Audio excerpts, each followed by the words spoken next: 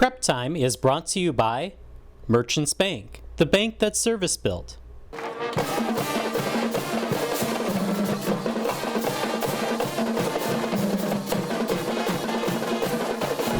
Hello again, everybody, and welcome to Prep Time. I'm Justin Barrientos, and today we begin a two-part series on the recent Athletic Hall of Fame celebrations that were held by both Winona Senior High School and Cotter High School. They were both held on September 21st and both featured some exceptional athletes. We'll start today with Cotter High School. Their celebration was held at the John Ned Recreation Center. The nominees were notified of their induction and then asked to have somebody introduce them. We'll start with Father Donald Lovis, who is an all-state football player and a stand-up baseball player, and he chose Father Paul Briza, a classmate from his class of 1955, to do the introduction. He was an all-sport athlete. We only had two sports. In the car one day, I'm not sure even who's driving, but I think it was Sid Seacott and Lovis and Cernich and maybe Chapleski. But anyway, somebody said, Briza wants you to go out for football. You're getting kind of big. And I said, I don't know the first thing about football. And they said, well, they said the bad guys wear a different color. All you got to do is hit one. Okay, I could do that, I think. So off we go. But we made a deal. We were going to be, well, we played side by side. He was left guard and left tackle. And we said we would, by the time we were seniors, we would be all state. But the worst part was the fact that during that year, Dale's father was killed in a construction accident and wasn't going to be able to play. They wanted us to go ahead with the game, not cancel the games, but figure out some way to do it without him. And so Don picks up all the plays that Dale had for center in 2 days. Wasn't it 2 days? 1 day. Okay, 1 day. I still don't know my plays. I had them written in my helmet, you know, so every time out, oh yeah, hitting, okay. But he picked up all those plays, so he earned this business you're giving him today. He's the right guy, right? All right. John Lovis, get the butt up here. And thank you, Cotter, for the honor. Little do we know what's going to happen when you stick your head in a helmet. It starts with a little story. I'm walking down the hall to the study hall. In the library is the study hall, second floor, in this brand new Cotter building. And Father Gavin, the brand new principal, who's been there as assistant principal. He's standing out there monitoring a little bit and says, Don, come here. And, okay, what do you need? I need somebody to go down to Jones and Kroger and pick up a pretty heavy box of stationery. I'm on the way to study hall, Father. Tell Sister Librarian I'm not going to be there. I know she'll worry about me. And he caught my door and said, don't worry about Sister. Keys I got, out the door I go, and usually by the time that door slams, I've got the tie off. Tie was an important part in those days. Some guys would wear it every day for every year. And how could you tell? The different lunches that were on it. In time of need, that would have come in handy, huh? Well, I get down to Jones and Kroger, and luckily there's a parking spot right out front. Walk in, and the clerk says, Father Gavin sent you, didn't he? Yeah. It didn't dawn on me right away how he knew that. And then I figured out on the way home, it was the tie. I put it back on, straightened it out, took it downtown, and be on my best behavior. But that wasn't all. I started to think, finally, for the first time in my life, what that tie meant. And I'll use just one word, respect. Respect for yourself. Respect for someone else, or something like authority, etc. And for those of you who had Sister Edith in Latin class, specto means to see. Re specto means to re-see, re-look, and re-look until you see the beauty of what you're really looking at. One look may not quite do it. And sometimes when we take a look at humankind in this day and age, we don't see all the beauty in one look. And there is a little bit of something covering that beauty, maybe, that we have to be able to see through. But to make room for somebody else, it isn't the end of the world, and we probably aren't going to be harbingers of peace and win it all by ourselves, but with a little respect for one another and the whole human race, looking at their beauty, we might be of help in our corner of the world to make it just a little more comfortable, worth living, etc. So again, Cotter coaches, parents, students, clergy included, parents and counselors of all kinds, teachers, respect goes a long way. And if we can do it, and when we're somewhat of an athlete, we're always under the lights, on or off the field. And respect is the real dress code of the day.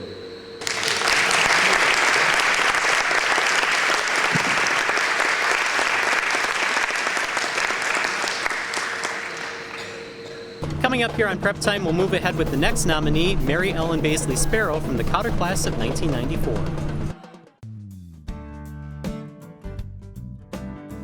Anybody can make your business a victim of fraud. In fact, if your business hasn't been affected by fraud yet, it's only a matter of time. Don't take that chance. Merchants Bank offers fraud detection and prevention solutions that can help protect your business accounts from check and electronic payment fraud. Don't wait until your luck runs out.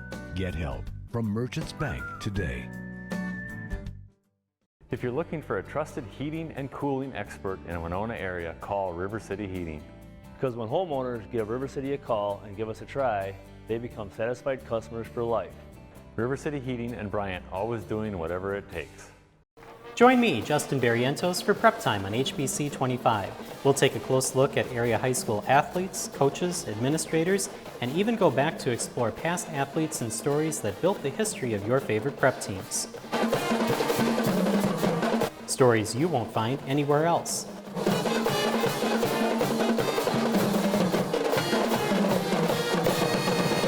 You can catch Prep Time at the following times only on HBC 25. Time for a furnace or air conditioning upgrade? Maybe it's time for a dealer upgrade too. Call River City Heating and you'll notice a real difference in our quality equipment and our personal service. River City Heating and Bryant, always doing whatever it takes.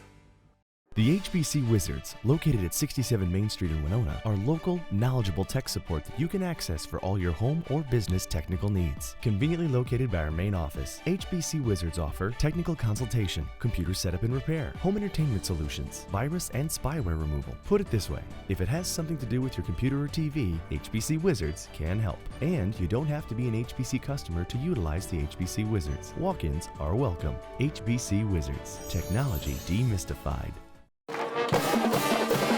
If you would like a DVD copy of Prep Time or any other production from HBC TV 25, you can give us a call at 474-5811 or email us preptime@hbci.com. And welcome back to Prep Time. Mary Ellen Baisley Sparrow was a three-sport athlete at Cotter, participating in tennis, basketball, and softball. She was inducted into the Cotter Hall of Fame by her coach for two of those sports, Pat Boland. I'm kind of repaying what she did for me about 5 years ago. I was lucky enough to be inducted into the Girls Basketball Coaches Hall of Fame, and I asked Mary to do my speech. And I gotta tell you, I had never been so honored as to the words that Mary mentioned that day. there was somebody that went before us. We were the second ones up, and the first person did an okay job introducing her friend and made a lot of funny jokes and things. And I think the honoree was a little, upset about it. So anyway, Mary came up and gave me a testimonial of a lifetime. And as I was walking back, the first person who was inducted grabbed my hand and said, "Now that's a speech."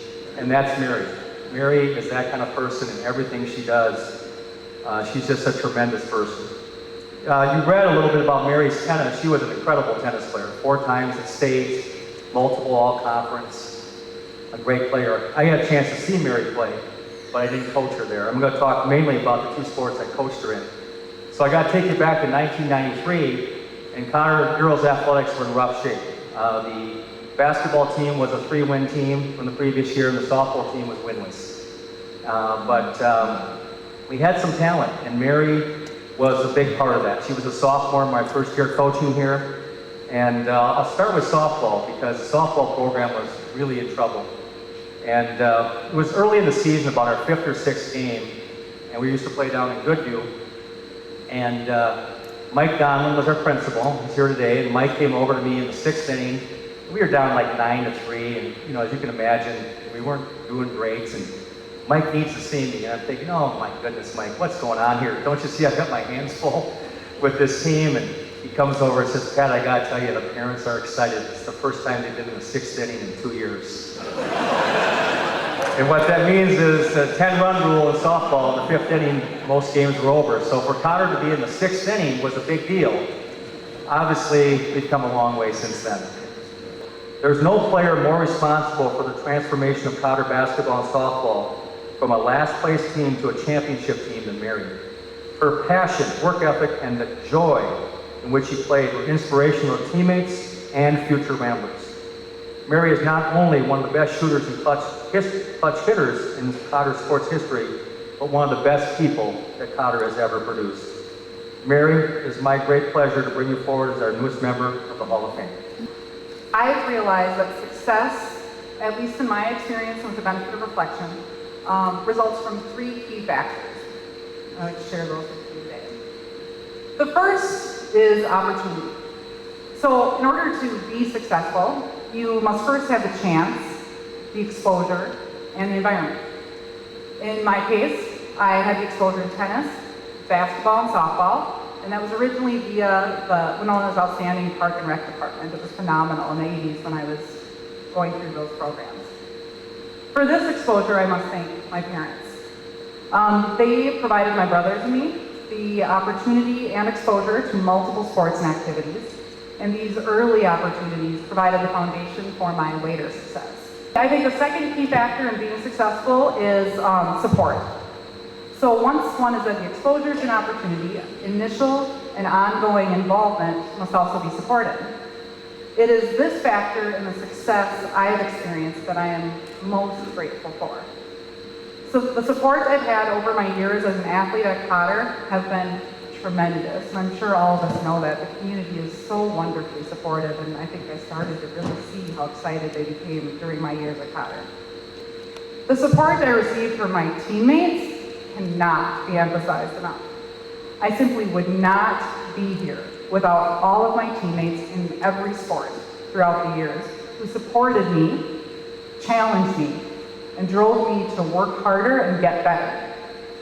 From the examples of those I played tennis with as an 8th and 9th grader and beyond, to the pitchers who challenged me on the diamond, to my fellow Ramblers on the basketball court, thank you. Thank you for pushing me and celebrating with me as we became more and more successful with each passing year, leading up to the young women who will be sharing the stage with me today. But I must also return to Mr. Boland and his family for the support they gave me during our 3 years here together at Cotter.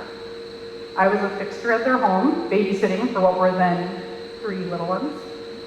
I'm not sure if you remember this, Mr. Boland, but I tried to quit tennis my junior year. I was in your kitchen. I was sitting at a little Fisher's Price table that you had in there. And I said, I'm going to quit tennis because I want to focus on basketball because I was so excited by my sophomore season. And you said, absolutely not. You told me that being a tennis player made me a better basketball player and a better softball player, and you didn't want me to peak too early. And you know what? I think you were right. That was the season Aaron Yank and I went to the state tournament in tennis as individuals, and I never did have trouble getting my bat and the ball at the plate, so I'm sure tennis did help. Do you also remember I wasn't going out for softball? Okay. I quit during a disastrous freshman season before his arrival, and I had no plans to join the rinks in the spring. He asked me why not, and I said, it's a pitchers and catchers game, and he was super confused. He's like, what do you mean? And then the translation was it was a walk fest at Cotter. I mean, you didn't get to play, you just stood there until we got 10 runs, and that wasn't very fun. So he said to me in his confident manner, oh, Mary, that's not how it's gonna be with me. And he was right again. We ended up winning the HBL, our conference then, a couple of times. So thank you, Mr. Boland, for your support. Without you, I may have been a single sport athlete. And without your fortuitous arrival at Cotter, I wouldn't have benefited from learning so much with you as my coach and mentor. I am so grateful for the generosity, kindness, and confidence you showed me as a person, and I'm very grateful for the demands you made on me as an athlete. The lessons I learned with you as my teacher have been instrumental in my development, but also my worldview. So thank you.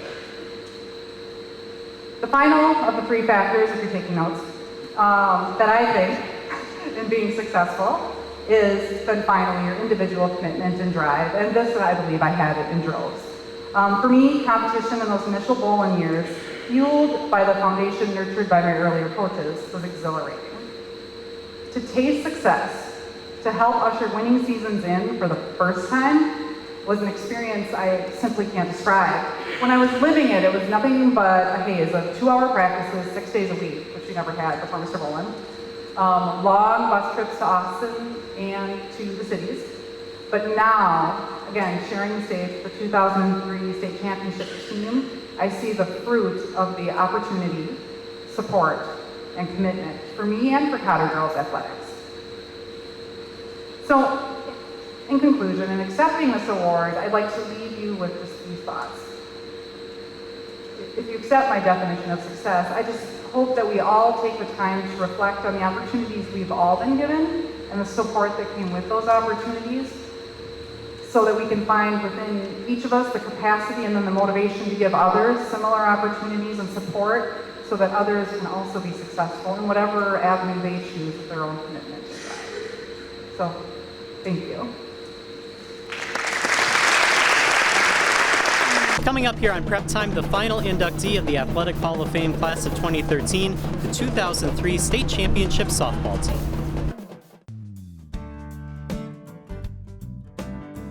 Anybody can make your business a victim of fraud.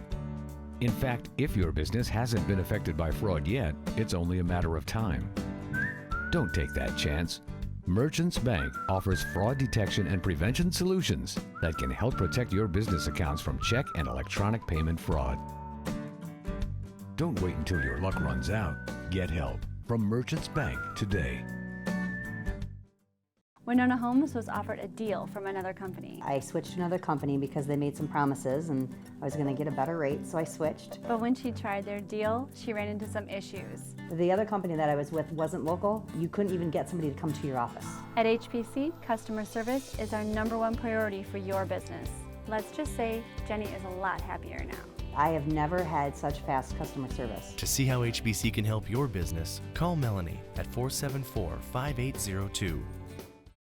Be sure to check out US Golf TV, where you are going to see golf products that you have never seen before.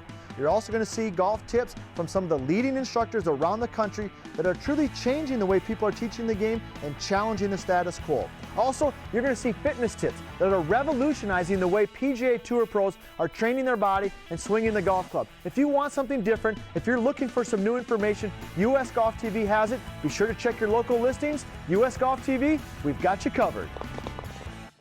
A state-of-the-art fiber optic network. Sure, you've all heard that. But what does it mean?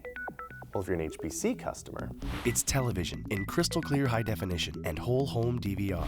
Blazing fast internet speeds, perfect for gaming or movies. Phone service with your choice of features, including unlimited long distance. And now, HBC has expanded service throughout much of southeast Minnesota. Call today and see what it's like to be on a state-of-the-art fiber optic network with a local company receiving national recognition for their service. If you have a question or a comment about this or any other Prep Time show, or you have a story idea that you think that we should cover, you can always email us at preptime@hbci.com. We'd love to hear your comments and your story ideas. And welcome back to Prep Time. The 2003 Cotter softball team was the first team in their sport to bring home a state championship and the 7th team inducted into the Cotter Athletic Hall of Fame. Here's the coach of that team, Pat Boland. 2003 softball team is very special to me.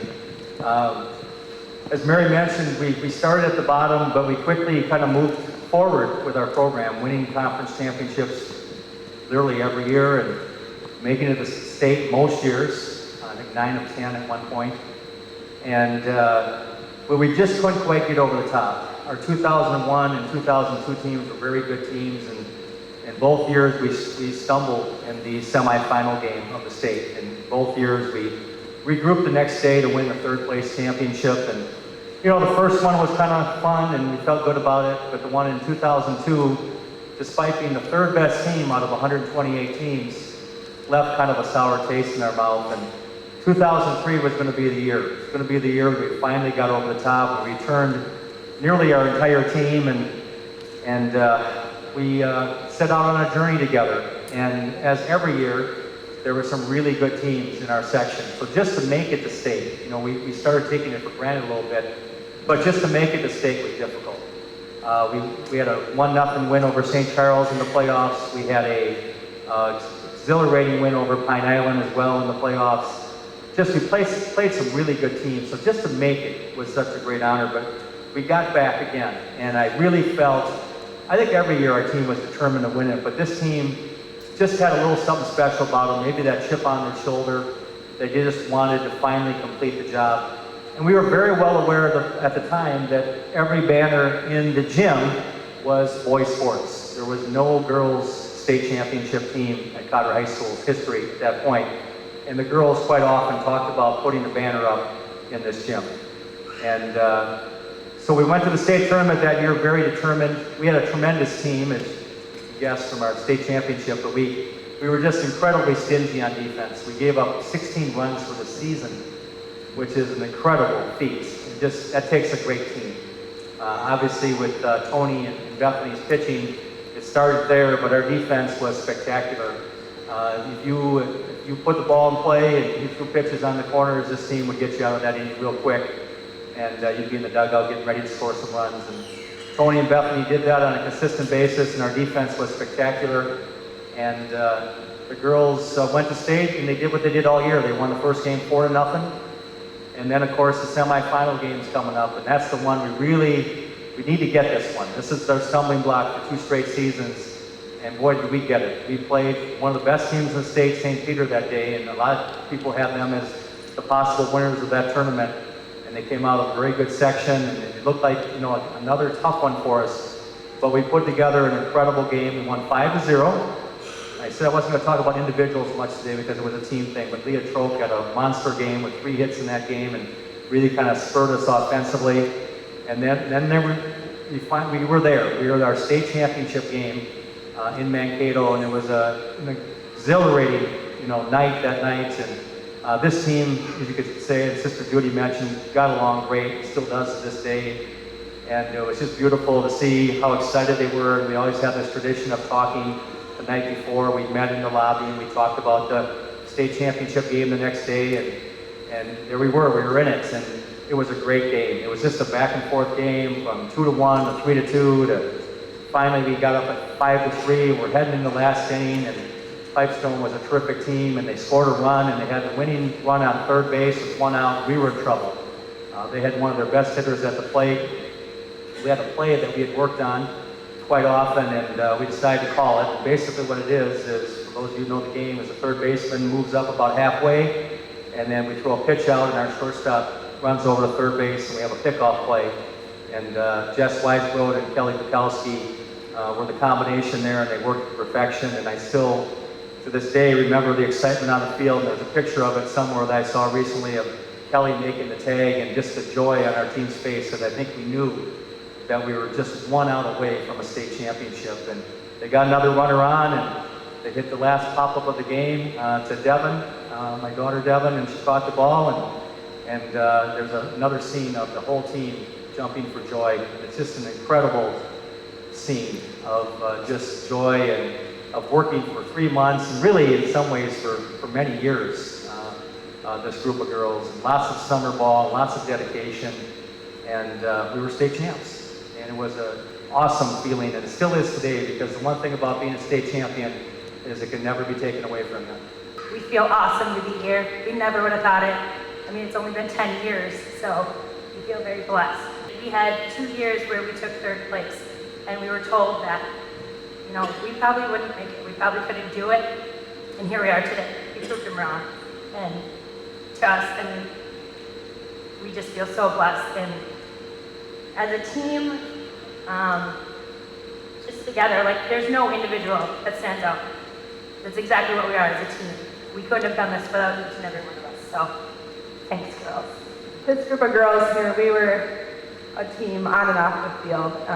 You know, we'd see each other in school, and we'd have jokes from softball practice the day before. You know, it was never-ending kind of laughter. I remember just always having a good time with these girls, whether we were out to eat at one of the, you know, tournaments we would have to go eat, or in the hotel room. It was just always a pleasure to be with them. Not only did we win a state championship, which was really special to be a part of, but we also gave Mr. Bolin his 400th win, which was really fun to be a part of. I know vaguely remember it. It was an away game, but we still managed to have some cake and this little celebration at the other team's field, which I'm sure they didn't really care for, but it was still fun, and so it's nice to be a part of not only the state championship, but to bring that 400th win to Mr. Bolin that year as well. One other thing too is it's kind of neat to be here in, you know, the same induction as Mary Ellen, where she mentioned they won HDL championships, which, you know, she must have been part of the start of that, and it was a big trend year after year. We had shirts made that said back to back to back, however many times it had been. I kind of lost track, but our state championship shirts, we had back to back to back. Who cares? We won state. The last thing I'm going to talk about is kind of a little memory as well as some advice for the future teams, the current team and any future teams here that you can bring back to your teammates that aren't here today. A big part that Mr. Lovington would say, you know, outfield or defense wins championships, and we had a great defense, obviously, for the amount of runs we allowed, and we had good bats, and all that's very important in softball games, but the key to our success, I think, was how well we took care of our bats. We had a blue Mikan bat that was like our prized possession, and everybody loved that bat. It got lots of people good hits and home runs and whatnot, but, you know, our bat would just go in the into the shed and with the dust and the bat bag. Our bat could be found snuggled between Leah Trophy and Kelly Klein in their hotel bed at our tournaments. So, you know, if you are wondering why your bats might not be getting you all the hits that you're wanting, try snuggling with it at bedtime. You might have a little bit more luck getting those hits out of it. So we're very honored to be here. I couldn't have asked for a better group of ladies to play softball with, and, you know, the coaching staff and all the parents and fans that came with to all the games and the state tournaments. It just had nothing but great memories. So thank you, everyone. That's all the prep time that we have for you today. Thank you for joining us. I'm Justin Barrientos, and we'll see you next time.